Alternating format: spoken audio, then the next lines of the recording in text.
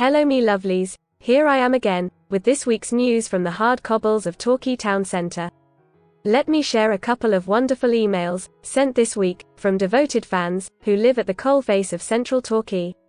One resident said, "Dear Tracy, I love your show so much. I had to call an emergency vet to my dog this week. She was frothing at the mouth and shaking, it was like she had rabies. The poor thing, she looked so scared.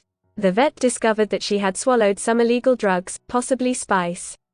She must have sniffed out the drugs, after someone had dropped him onto the pavement, along Melville Street."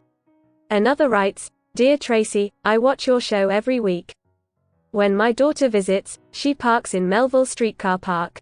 On returning, this parking attendant was looming over her vehicle, and staring intently at his wristwatch. He said to my daughter, 'You're a very lucky lady, another minute, and I'd have booked you.' She was outraged, because on her way to her car, she saw a blatant drug deal by the ticket machine, and someone had fly-tipped a bed next to our lovely tree in Warren Road. I've come to the conclusion, Torquay Council thinks of us like this. 1. We shall screw every penny, from hard-working local people using excessive parking charges. 2. We shall create power-crazy parking enforcement teams, to lord it over these plebs, with punitive rules.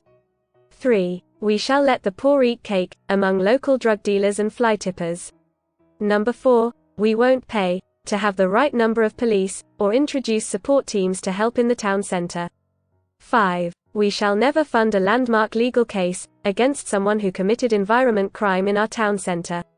6. We shall charge a fortune, to local people, so they can dispose of their rubbish lawfully.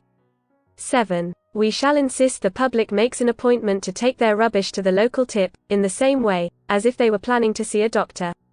Don't they say, many a true word, gets spoken in jest? On another matter completely, I haven't received a single reply, to the public and direct question, I asked our 3 ward councillors, Amanda Darling, Cordelia Law and Nicholas Pentney last week. For those who missed my show, I asked them to explain, why they have so far failed local people, by breaking their promises to stand up to poverty.